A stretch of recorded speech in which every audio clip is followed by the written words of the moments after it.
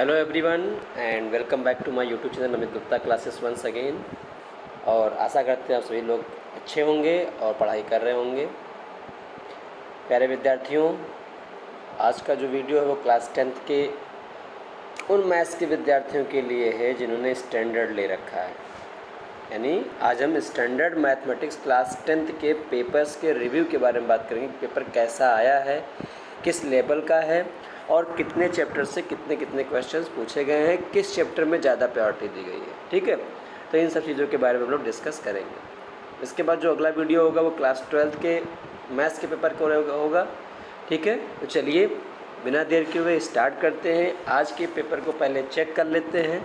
और जैसा कि मैंने आप लोगों को बताया था कि पेपर का जो इस बार पैटर्न है थोड़ा सा चेंज हुआ है, थोड़ा सा आपको देखने को मिल सकता है कि इसमें एक सेक्शन बढ़ गया है। और वो जो एक सेक्शन बढ़ा है सेक्शन ई, उसमें स्टडी केस क्वेश्चंस को 3 क्वेश्चंस को डाल दिया है, जो कहीं ना कहीं आपके लिए एक आपके स्किल बेस्ड प्रॉब्लम पे आपका डिपेंड होगा कि आपकी स्किल कितनी अच्छी है, कितना आपका कॉन्सेप्ट क्लियर है, उससे ही कहीं ना कहीं क्वेश्चन रिलेट करेगा। तो ये 3 क्वेश्चंस आपको 12 मार्क्स देंगे। यही एक सेक्शन आपका बढ़ा गया है। ठीक है, ओवरऑल बच्चों बताया था मैंने पिछले वीडियो में भी, बेसिक वाला अगर आपने देखा होगा तो, कि उसमें 5 सेक्शन थे। इसमें भी आपके 5 ही सेक्शन है, section A, section B, section C, section D and E. Number of question जो बच्चे आपको टोटल इसमें इस बार सैम्पल क्वेश्चन में भी तो आप देख रहे हैं 38 क्वेश्चंस, लेकिन ये थोड़ा बहुत 1-2 क्वेश्चंस बढ़ सकते हैं या कम हो सकते हैं। ठीक है, 35 से 38 या 35 से 40 के बीच में क्वेश्चंस ये रहेंगे। तो इसके मार्किंग भी आपको क्वेश्चन के सामने दे दी जाएगी और ऑप्शनल जो चॉइसेस होंगे क्वेश्चन में वो भी आपको पेपर में दे दिया जाएगा। तो उसमें प्रॉब्लम लेने में कोई वाली बात है ही नहीं। जब पेपर आएगा तो ऐसा आपको मिल जाएगा।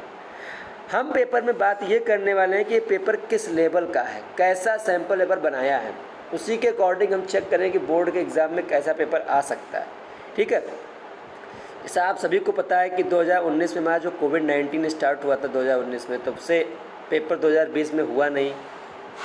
2020 में एक पेपर हो गया, 2021 वाला पेपर नहीं हुआ था और 2022 वाला पेपर हो गया। ठीक है, तो कहीं ना कहीं पेपर का जो पैटर्न था थोड़ा सा लूज़ हुआ। बच्चों के भविष्य को देखते हुए, फ्यूचर को देखते हुए कि बच्चे पढ़ नहीं पाए होंगे, कोविड में कोई समस्या आ गई है, तो इस चीज़ों को लेकर के बोर्ड ने भी पेपर थोड़ा सा इजी बनाया। और इस बार तो 2021 में टर्म 1 और टर्म 2 में कर दिया था, तो पेपर और अच्छा हो गया था। ठीक है, हालांकि रिटन एग्ज़ाम अच्छा हुआ था, बढ़िया पेपर था, हम तो कहेंगे पेपर अच्छा आया था। टर्म 1 में कोई खास नहीं था, पेपर बहुत इजी था, आराम से बच्चे कर ले गए और नंबर भी अच्छा उठा था। ठीक है, लेकिन आप लोगों का इस बार पूरा सिलेबस आ रहा है। ठीक है, हाँ ये बात अलग है कि सीबीएसई ने आपके 30% सिलेबस जो है वो कम कर दिए हैं मैथ्स में। ठीक है, तो कुछ आपके टॉपिक्स, कुछ चैप्टर्स आपको पढ़ने नहीं है, तो इससे आपको थोड़ा सा बेनिफिट मिलेगा। लेकिन ओवरऑल में पूरा ईयरली का वो एग्ज़ाम लेगा, पूरे 1 साल में आपका एक एग्ज़ाम होने वाला है, यानी फरवरी में या मार्च में आपका एग्ज़ाम स्टार्ट होगा। ठीक है, चलिए देखते हैं, पहले पेपर का रिव्यू ले लेते हैं, उसके बताते हैं पेपर का लेवल कैसा है और कैसे आप आगे की तैयारी कर सकते हैं। ठीक है बच्चों, तो सेक्शन पता चल गया होगा। टोटल नंबर ऑफ मार्क्स जो है 40 रहेंगे। ये आपका पेपर है। ठीक है, अगर मैं चैप्टर 1 की बात करूँ बच्चों, सब लोगों ने चैप्टर 1 पढ़ा होगा, कोई बताने वाली बात तो है नहीं, सब लोग पढ़े होंगे चैप्टर 1 को।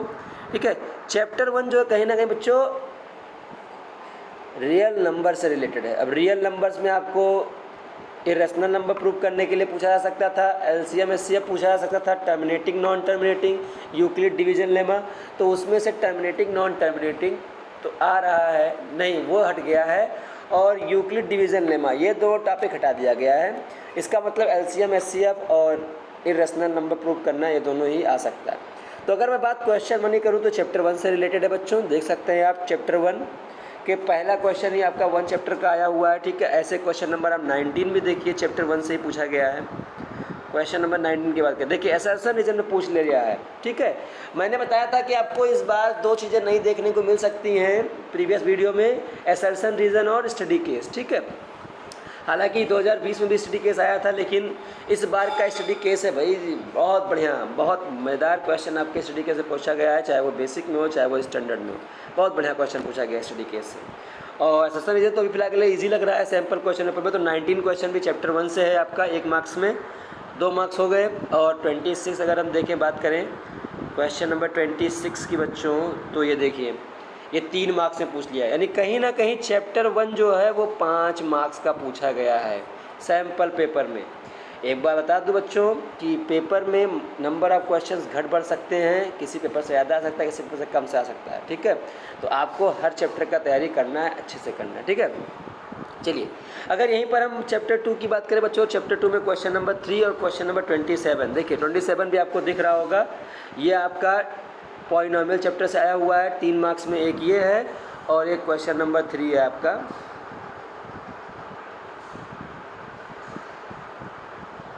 ये क्वेश्चन नंबर 3 भी आपका 1 मार्क्स का पूछा गया, तो कुल मिलाकर के 3 और 1 4 मार्क्स के आपके चैप्टर 2 से पूछे गए बच्चों। 2 चैप्टर से आपके 4 मार्क्स के पूछे गए हैं, तो ये भी आप ध्यान रखिएगा।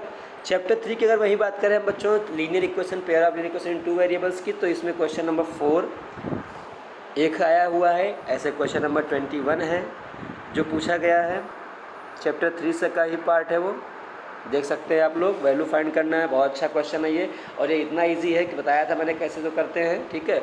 बहुत अच्छा शॉर्ट ट्रिक बता दिया था मैंने, इसको आप लोग कर सकते हैं। और एक क्वेश्चन है 28 अगर हम बात करें तो ये भी क्वेश्चन आपका चैप्टर 3 से ही है, ट्रेन स्पीड एंड टाइम से रिलेटेड है।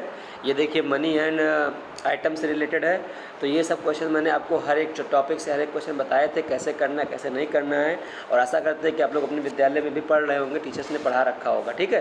तो क्वेश्चन नंबर 21, 28, 3 और अगर मैं बात करूँ यहाँ पर 2, 5 और एक 6 नंबर, चैप्टर 3 से भी आपका 6 नंबर का पेपर में पूछा गया है, सैम्पल क्वेश्चन पेपर में। अगर चैप्टर 4 की बात करें तो क्वेश्चन नंबर आप 2 देख सकते हैं बच्चों। क्वेश्चन नंबर 2 जो है वो आपका क्वाड्रेटिक इक्वेशन का ही पार्ट है बच्चों, देख सकते हैं आप लोग। ये 1 नंबर में पूछा गया है, इसमें आपको सीधे p की वैल्यू पूछ ली गई है। तो अल्फ़ा प्लस बीटा बराबर दे रखा है अल्फ़ा बीटा, दोनों का निकाल के फार्मूले से और पुट कर दीजिएगा, p की वैल्यू आ जाएगी। बहुत ईजी है, ठीक है। बात अगर 28 क्वेश्चन करेंगे तो ये भी चैप्टर 4 से रिलेटेड है बच्चों। 28 क्वेश्चन अगर बात करें तो ये भी 4 चैप्टर से रिलेटेड है। 28 आपका नहीं है, ठीक है। 28 में हाँ देखिए 28 इसलिए लिया कि चैप्टर 3 और 4 में ले सकते हैं। देखो नीचे वाला जो क्वेश्चन है बेटा, जो आर लगा हुआ है वो क्वेश्चन कहीं ना कहीं चैप्टर 3 से है, और जो 28 का ऊपर वाला पार्ट है ट्रेन वाली स्पीड एंड टाइम डिस्टेंस वाली, वो कहीं ना कहीं चैप्टर 4 में आता है। तो इस चीज़ का भी ध्यान रखिएगा, ठीक है, कि ये चैप्टर 4 और 3 दोनों मिला के इसमें दे दिया गया, तो और लगा हुआ है, तो चैप्टर 4 चैप्टर 3 दोनों मान के चलेंगे इसमें। ऐसे क्वेश्चन नंबर 32 देखिए, 32 की अगर हम बात करें बच्चों तो ये आपका दोनों का दोनों क्वेश्चन जो है वो किससे रिलेटेड है, वो चैप्टर 4 से रिलेटेड है बच्चों, ठीक है। और 5 मार्क्स में पूछा गया। अच्छी बात ये है कि ये 5 मार्क्स में पूछा गया है, तो कहीं ना कहीं 5 से 6 नंबर का क्वेश्चन आपको चैप्टर 4 से भी देखने को मिल रहा है बच्चों, ठीक है बच्चों। नेचर ऑफ रूट्स नहीं दिया है, यह बात अच्छी नहीं है, देना चाहिए ऐसा क्वेश्चन, लेकिन आएगा, जहाँ तक मुझे वो यकीन है कि वो नेचर ऑफ रूट्स भी देगा आपको क्वाड्रेटिक क्वेश्चन से, और आएगा, ठीक है।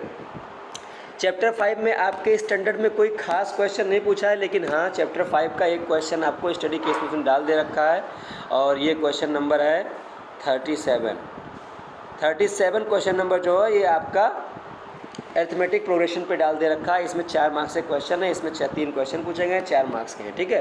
तो यानी चैप्टर 5 जो है कहीं ना कहीं 4 मार्क्स का आ रहा है, ठीक है। ये सैम्पल क्वेश्चन की बात कर रहे हैं, बोर्ड में कितना आएगा वो भी कंफर्म नहीं है, ठीक है। चैप्टर 6 की बात करें, सबसे ज़्यादा क्वेश्चन चैप्टर 6 से ही पूछा गया है, और 5 क्वेश्चन पूछे गए हैं। पहले बात करूँ अगर मैं चैप्टर 6 के क्वेश्चन नंबर 6 की, तो देख लीजिए क्वेश्चन नंबर 6 बच्चों। क्वेश्चन नंबर 6 दिख रहा होगा आपको, ये क्वेश्चन 1 नंबर का आया हुआ है। फिर क्वेश्चन 9 भी 1 मार्क्स का पूछा गया है, 10 भी वैसे ही है, चैप्टर 6 का ही है, ट्रायंगल का ही है।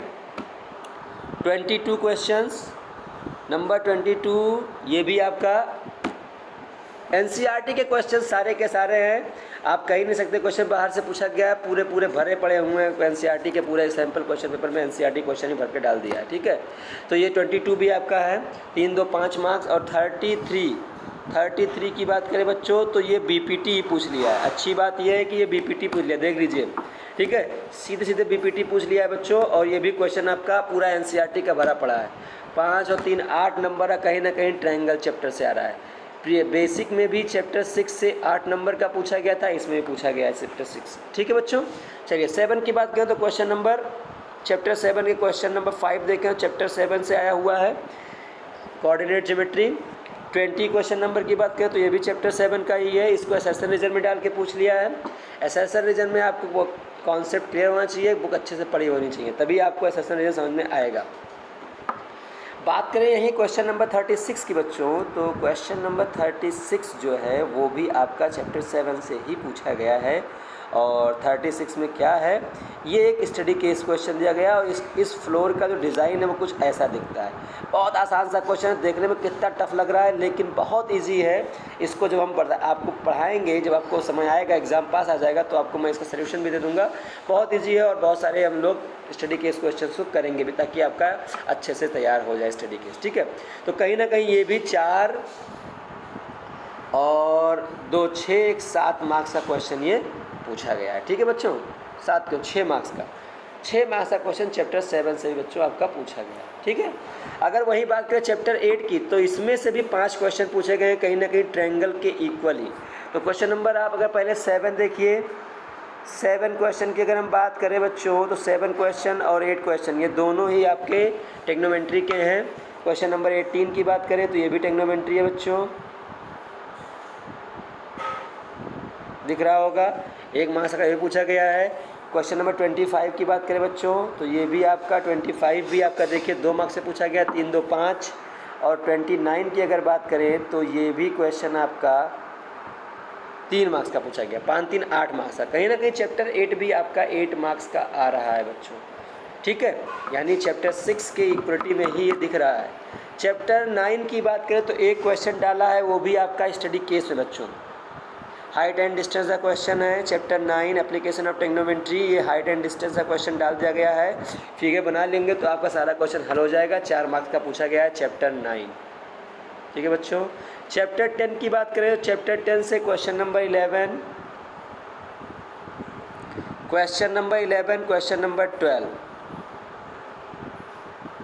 वीडियो छोटा रहेगा, कोशिश करेंगे जल्दी जल्दी हो जाए। क्वेश्चन नंबर 11 भी आपका चैप्टर 12 से ही है, 10 से है। और क्वेश्चन जो आपका 12 है वो भी आपका कहीं ना कहीं सर्कल चैप्टर से ही है। 23 भी आपका कहीं ना कहीं देखा जाए 23, हाँ ये भी सर्कल का ही है। 23 के बाद 30 क्वेश्चन भी आपका सर्कल से ही है। 3 2 5 और 2 7 मार्क्स। चैप्टर 9 का 4 मार्क्स का हो गया। चैप्टर 10 जो है वो 7 मार्क्स का आ रहा है। और चैप्टर 11 नहीं आएगा। चैप्टर 12 की बात करें, 12 आपका है एरिया रिलेटेड टू सर्कल। इसमें क्वेश्चन नंबर 23 24 देख रहे होंगे, 23 और 24। अच्छा ये मैंने गड़बड़ कर दिया है। 23 जो है वो चैप्टर 10 में नहीं आएगा बच्चों। ये 23 क्वेश्चन जो है वो चैप्टर 12 का पार्ट है, नहीं हाँ इसी का पार्ट है, 10 का ही पार्ट है, 12 में नहीं आएगा। ठीक है, 24 क्वेश्चन जो है 12 चैप्टर का है, ये देख सकते हैं आप।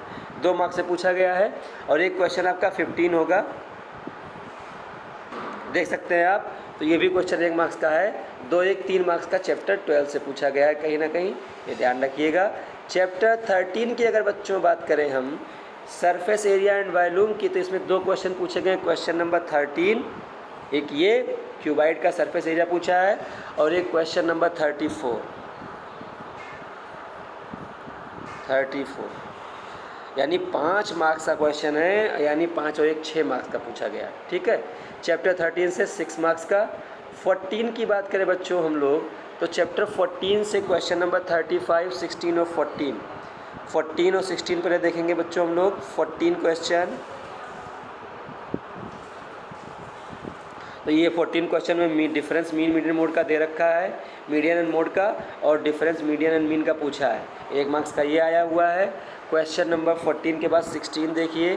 16 में आपको lower limit of median and model class पूछा है, 1 नंबर का ये आया है।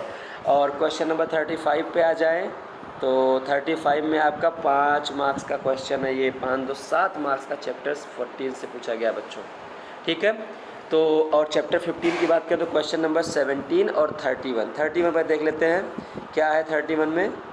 हाँ 31 में 3 नंबर का क्वेश्चन आया हुआ है। पूछा है कि 2 कॉइन एक साथ टॉस किए आते हैं साइमल्टेनियसली, तो बताइए कि एटलीस्ट 1 हेड आने की प्रोबेबिलिटी क्या है, एट मोस्ट 1 टेल आने की प्रोबेबिलिटी क्या है, एट 1 हेड एंड 1 टेल आने की प्रोबेबिलिटी क्या है। 3 मार्क्स का ये है। और क्वेश्चन नंबर 17 की अगर हम बात करें तो एक क्वेश्चन प्रोबेबिलिटी से ये भी है 17 क्वेश्चन, तो कुल मिला करके आपका ये 4 मार्क्स का दिया गया है। ठीक है बच्चों, तो इस तरीके से आपका 80 मार्क्स डिवाइड है इस सैम्पल पेपर में। और अगर हम पेपर की बात करें तो पेपर को हम मॉडरेट भी नहीं कह सकते। हाँ, स्टडी केस का क्वेश्चन जो है दोनों पेपर में, बेसिक हो चाहे स्टैंडर्ड हो, दोनों में बहुत बढ़िया बनाया है। यानी अगर आपकी थोड़ी बहुत अच्छी जानकारी है चैप्टर से रिलेटेड, अच्छे ने पढ़ा है आपने बुक को, कॉन्सेप्ट क्लियर है, फार्मूले पता है, तो बहुत इजीली आप इसको समझ सकते हो। थोड़ा सा आपको खाली दिमाग लगाना है और सारे असर्शन रीजन और स्टडी केस टाइप के क्वेश्चंस इजीली सॉल्व हो जाएंगे। इसका प्रैक्टिस भी मैं करवाऊंगा जल्द ही, आपको वीडियो मिल जाएगा। जैसे एग्ज़ाम पास आता जाएगा वैसे आपको मैं इसकी प्रैक्टिस भी असर्शन रीजन और स्टडी केस की करवाना स्टार्ट कर दूँगा।